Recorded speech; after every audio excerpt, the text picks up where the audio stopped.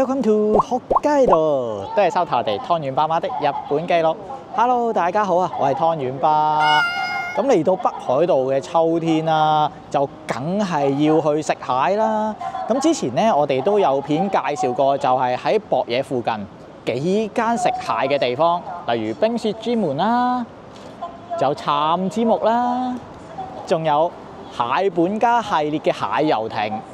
咁今日呢，我哋就嚟到另外一間又係食蟹宴嘅地方，就叫雪華亭。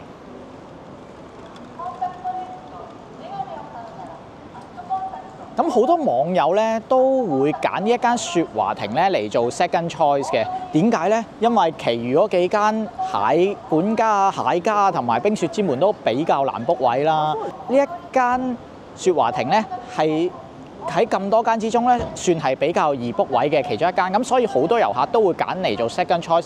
但係點解湯圓爸就一直都唔去介紹，亦都唔去實測一下呢？咁其實就有原因嘅。咁就係因為咧，喺網上面嘅評價咧，就話呢一間雪華亭咧個風評就唔係咁好。咁咧，我哋就歸納咗3個問題。今集咧就會同大家剖析究竟係咪有呢啲問題存在啦，同大家會去實測一下嘅。好，而家事不宜遲 ，Let's go 入去食翻餐先。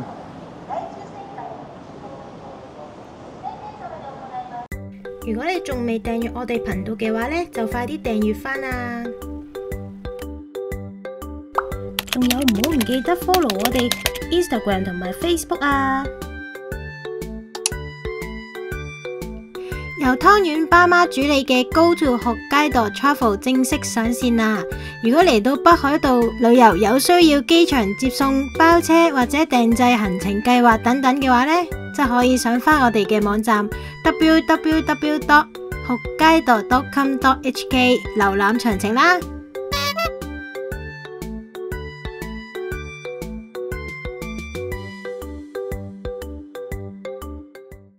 首先，我哋講下札幌市中心有邊幾間食蟹宴係比較出名㗎啦。相信大部分遊客都會諗起嘅就係蟹家、蟹本家同埋冰雪之門。呢3間可以話係遊客們嘅 first choice 啊。如果有興趣想去冰雪之門同埋蟹本家系列嘅蟹遊亭嘅話，可以睇返我哋呢2條片嘅介紹。雖然話佢哋係食蟹宴嘅第一選擇，但係難處就係3間餐廳都好難 book 位，同埋唔會點接受直接 walk in。如果冇事前預約好嘅話，基本上呢3間蟹亭都可以話唔使點考慮啊。如果真係臨時興起，想揾地方食蟹宴嘅話，咁好多人呢就會考慮以下嘅 second choice 啦。例如之前有介紹過嘅杉之木，同埋今集將會介紹嘅雪華亭。而究竟 second choice 嘅蟹亭同 first choice 嘅蟹亭又有咩分別？點解會被列入 second choice？ 就等我以個人嘅見解嚟分析一下啦。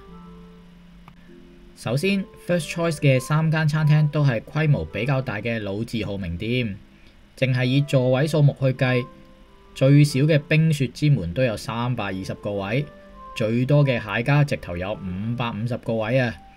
但係 second choice 嘅杉之木同埋雪華亭就只有雙位數，兩者喺規模上嘅差別都幾大下㗎。其次就係價錢上面嘅差別啦。乍眼睇落去，每間蟹亭嘅價位設定都係差唔多，以純套餐未計稅嘅價格去睇，由一位最平1萬 yen 到最貴5萬 yen 都有。當然每間嘅套餐內容都唔同，好難逐一去比較啦。但係唯一可以拎出嚟比較嘅就係佢哋嘅服務費啦。除咗套餐本身嘅價錢、消費稅之外，仲有就係好多高級餐廳都會收取嘅服務費。咁究竟係咪間間蟹亭都會收嘅呢？咁我哋就首先睇下 first choice 嘅3間先。蟹本家自從2012年開始已經取消收取服務費，而蟹家就會喺獨立個室先至會收取10% 嘅服務費，如果坐普通嘅座位就係唔使收嘅。咁冰雪之門呢都係唔會收取服務費，但係取而代之呢就會收取每位176 yen 嘅小菜費用。而 second choice 嘅2間呢，杉之木坐吧台會收取10% 嘅服務費，而坐房就會收取15% 嘅服務費。雪華亭就會直接收取10% 嘅服務費。從中可以睇得出，就算套餐價錢一樣，但因為 Second Choice 嘅蟹艇會收取額外百分比嘅服務費，所以整體嘅價錢呢都係會比較貴嘅。咁亦係 CP 值冇咁高嘅原因之一。之後就講下服務質素方面啦。可以咁講，以上5間日式會籍嘅餐廳，基本上都以高級同埋貴價嘅會籍嚟做賣點。咁店內嘅服務態度一定就會比一般嘅餐廳更加高啦。以我自己個人體驗嚟排名嘅話，質素最好嘅可以話係杉之木同埋冰雪之門，排中間嘅就係蟹家同埋蟹本家，都可以話係合格有餘啊。排最後嘅就係今集要介紹嘅雪華亭啦。咁點解佢哋會排最後呢？咁就要由以下呢一段小插曲講起啦。今次拍呢條片嗰時，其實係我同埋親朋戚友一齊去食嘅。我哋一行7人，預早2個星期，由我親自打電話去餐廳 book 位。咁聽電話嗰陣時就係一位男性店員，由接聽電話一刻到收線前都好似未瞓醒咁，而且一句敬語都冇，仲好似自己高高在上嘅感覺，仲3番4次讀錯咗我個名。咁其實香港出身嘅我就唔係好介意嘅，我以前打去大排檔 book 台嗰陣時，對方都係咁上下態度噶啦。但後尾諗下，高級餐廳用呢種態度去應對客人係咪合適呢？咁一次都算啦，因為佢電話內要求我哋響到訪前3日就要決定好套餐嘅內容，所以我隔咗2日之後，又再次打電話去間餐廳嗰度傳遞我哋要咩餐啦。聽電話嘅都係同一位男性職員，咁我講返就話邊日幾點幾多位嘅邊位散啦。然後佢又再次讀錯咗我個名，不過都算啦，可能外國人名特別難發音，咁我都不以為意啦。然後當我講緊第一個人要咩餐嗰陣時，佢就以迅雷不及掩耳嘅速度話唔可以每個人都點唔一樣嘅餐，話一定要所有人都叫同一 set。其實我根本就未講晒，我原本係想由價錢平到貴咁嘅順序去同佢落 order。但佢第一句聽到我話要最平嗰 set 嗰陣時，就已經想 reject 晒我之後想要嘅餐啦。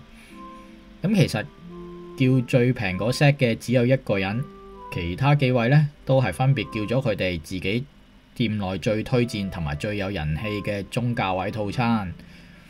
當然我之後都已經同佢解釋講返，話得一位係叫最平嘅，咁其餘6位呢都叫咗2款唔同價錢嘅 set。咁佢聽完就話冇問題啦。但係我諗返轉頭，佢係咪應該要聽晒我講所有嘅 order 之後，先至決定做唔做到俾我呢？並唔係第一句聽到我點最平嗰個 set 就好似狗眼看人低咁，即時 ban 咗我。咁當我聽到呢一刻嗰陣時呢，我大概就知道佢應該都係啲經理級嘅人物嚟㗎啦。因為起碼佢聽完我講落晒啲 order 之後，就可以即時決定到做唔做到俾我。經過呢件事之後，我醒返起喺 GoGo Review 嗰度曾經咧就有位仁兄都遇到啲咁上下嘅遭遇。佢就話喺電郵落單嗰陣時，有位男職員處理佢個訂台嗰陣時咧，都遭受到一啲不禮貌嘅對待。佢最後仲俾餐廳放埋飛機添。注意，唔係佢放餐廳啊，係餐廳放佢喎。除咗呢一個 review 之外，其實都仲有唔少關於經理態度差嘅評語。所以我哋咧一直就冇嚟呢一間餐廳嚟試嘅。而家自己親身體驗咗一次，的確咧係有某啲職員喺服務態度上面咧係有少少問題嘅。但係到訪當天，由入門口帶位去到最後俾錢，就由另外2位女職員服務我哋。咁佢哋就完全冇問題啦。雖然未至於話可以提供最優質嘅服務啦，但 so far so good，冇太大嘅出錯，咁我就可以俾個良嘅評分佢哋啦。